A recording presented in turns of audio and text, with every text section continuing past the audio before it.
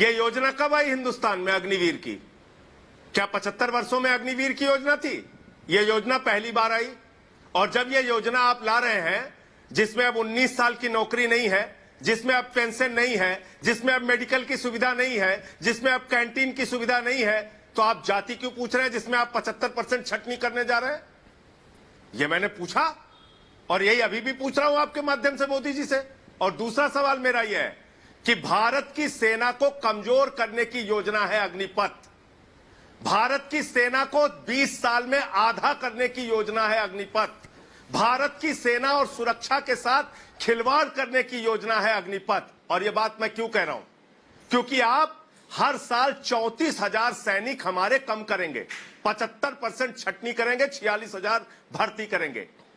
अगर आप इसी रफ्तार से भारत की सेना को कम करते रहे तो 20 साल में हमारी सेना आधी हो जाएगी। और आप रोना किस बात का रो रहे हैं? कह रहे भारत की सेना के लिए पैसा नहीं है, भारत माता की रक्षा के लिए आपके पास पैसा नहीं है। चंद पूंजीपतियों का 11 लाख करोड़ रुपए आपने माफ कर दिया, उनके लिए पैसा है।